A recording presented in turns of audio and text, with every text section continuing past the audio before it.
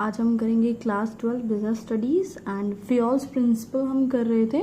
उसमें हम fourth principal कर रहे हैं, continue up principle of unity of command. So इस प्रिंसिपल का क्या मतलब है, एक तरह से सबसे पहले इस वर्ड का मीनिंग सीखो। कमांड, कमांड मीन्स किसी को ऑर्डर करना, ठीक है।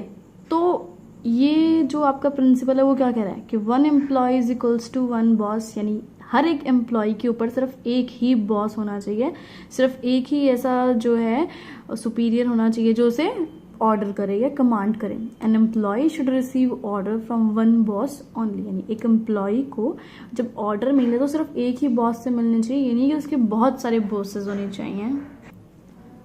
If more than 1 boss, suppose आपका जो एम्प्लॉय है उसका एक से ज्यादा बॉस है, तो क्या हो सकता है, ठीक है। एम्प्लॉय जो है वो बहुत ज़्यादा कंफ्यूज हो जाएगा। क्यों कंफ्यूज होगा? क्योंकि वो ये सोचेगा whose order must be executed first. Suppose उसके पास 3 बॉस हैं, तीनों ने ऑर्डर दिया, तो उसके मन में कंफ्यूजन आ जाएगी कि किसका ऑर्डर पहले एग्जीक्यूट करे, यानी किसका काम वो पहले खत्म करे।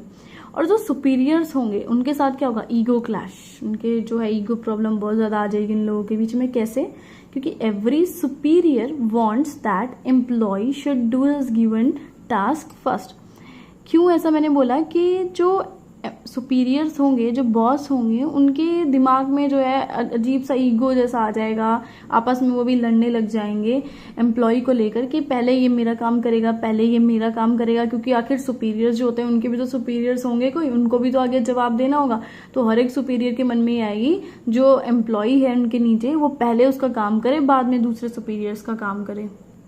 इधर मैंने एक आपको एग्जाम्पल दिखाया। फॉर एग्जाम्पल एक एम्प्लॉय है, बेचारा बहुत दुखी है। क्यों उसका दुखी क्यों है, उसका रीजन मैं आपको बताती हूँ। प्रोडक्शन डिपार्टमेंट, सेल्स डिपार्टमेंट, दोनों से उसे ऑर्डर मिला, दोनों के मैनेजर्स ने उसे कमांड किया। प्रोडक्शन डिपार्टमेंट के मैनेजर ने उसको बोला अपनी प्रोडक्शन स्लो कर लो, सेल्स डिपार्टमेंट के मैनेजर ने क्या बोला कि अपनी प्रोडक्शन को फास्ट कर लो। इसने ऐसा क्यों बोला कि प्रोडक्शन स्लो करो? क्योंकि वो चाहता था कि क्वालिटी स्टैंडर्ड मेंटेन रहे, कि चाहे थोड़े कम प्रोडक्शन हो जाए लेकिन क्वालिटी के साथ कोई कॉम्प्रोमाइज ना हो, ठीक है। बट सेल्स डिपार्टमेंट वाला क्या चाहता था, जल्दी जल्दी प्रोडक्शन हो जाए ताकि जितने भी पेंडिंग सेल्स ऑर्डर हैं, जितनी भी उनको बेचने हैं सामान, वो फटाफट से सारी सेल कर दे, क्योंकि उन दोनों को ही ऊपर जवाब देना है आखिरकार। तो एम्प्लॉय जो है वो बहुत ज़्यादा कंफ्यूज हो जाएगा और उसे समझ नहीं आएगा कि वो किसको ऑर्डर फॉलो करे और किसका ना करे, दोनों ही केस में फंस रहा है बेचारा। सो अगर हम यूनिटी ऑफ कमांड वाला यूज करते हैं प्रिंसिपल, तो इसके पॉजिटिव इफेक्ट्स क्या होते हैं? No confusion in the mind of subordinate. जो सबॉर्डिनेट है एम्प्लॉय है, उसके माइंड में कोई कंफ्यूजन नहीं रहेगी, क्योंकि सिर्फ एक बॉस होगा, उसे पता है कि सिर्फ एक की बात माननी है, बाकी सब गए भाड़ में। No ego clashes among superiors या बॉसेस, बॉसेस जो होंगे उनके बीच में कोई ईगो प्रॉब्लम नहीं आएगी, क्योंकि हर कोई अपने अपने सबॉर्डिनेट्स को काम देगा, ठीक है। बाकी दूसरे जो सुपीरियर होंगे या बॉस होंगे उनसे उनको कोई मतलब नहीं है।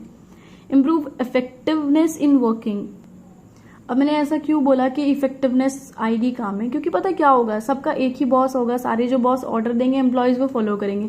तो एम्प्लॉयज ना एक्सक्यूजेस नहीं दे सकते कि नहीं मैं उस बॉस का काम कर रहा था, उस बॉस का काम कर रहा था। तो ऐसी सिचुएशन जो है वो फेस नहीं करनी पड़ेगी किसी भी सुपीरियर को। आराम से जो है एम्प्लॉयज अपना काम करते रहेंगे जो जो उनके बॉस ने दिया है। Consequences of violation of this principle, अगर ये प्रिंसिपल हम फॉलो नहीं करते तो क्या कंसिक्वेंसेज फेस करने पड़ सकते हैं? Confusion in the mind of employees, हमेशा जो एम्प्लॉय जो है कंफ्यूज रहेगा इस चीज को लेकर कि कौन से बॉस का काम पहले करूं, इस वाले बॉस का या उस वाले बॉस का। जो आपके सबॉर्डिनेट के एम्प्लॉय हैं, they try to get rid of responsibilities by giving excuses, वो हमेशा छुटकारा पाने की कोशिश करेंगे अपनी रिस्पॉन्सिबिलिटीज से, अपने काम से, अपनी जिम्मेदारियों से। और क्या एक्सक्यूज देंगे? कभी बोलेंगे मैं इस बॉस ए का काम कर रहा था, कभी बोलेंगे बॉस बी का काम कर रहा था, चाहे वो लैपटॉप पे कुछ भी कर रहा हो, अपना गेम्स खेल रहा हो, लेकिन फिर भी बोलेगा कि नहीं मैं तो दूसरे बॉस का काम कर रहा था सर, इसलिए मेरे से आपका काम नहीं हो पाया। ईगो क्लैशेस अमंग सुपीरियर्स, जैसे कि मैंने यहाँ पे बताया था कि सुपीरियर जो होंगे उनके दिमाग में जो है ईगो वीगो आ जाएगी। क्यों आएगी? क्योंकि हर कोई सुपीरियर चाहेगा कि ये जो एम्प्लॉय है ये पहले मेरा काम करे, बाद में दूसरे बॉस का काम करे। Difficulty in maintaining discipline, discipline maintain करने में बहुत ज़्यादा डिफिकल्टी हो जाएगी, क्योंकि बेचारा जो एम्प्लॉय है वो वर्कलोड उसके ऊपर इतना ज़्यादा हो जाएगा एक तो, और ऊपर से जो सुपीरियर थे उनके बीच में ईगो आ रखी है, तो डिसिप्लिन मेंटेन कैसे होगा जब सुपीरियर्स में डिसिप्लिन नहीं होगा? तो इसी के साथ आपका ये प्रिंसिपल यहीं पे खत्म हुआ। थैंक्स।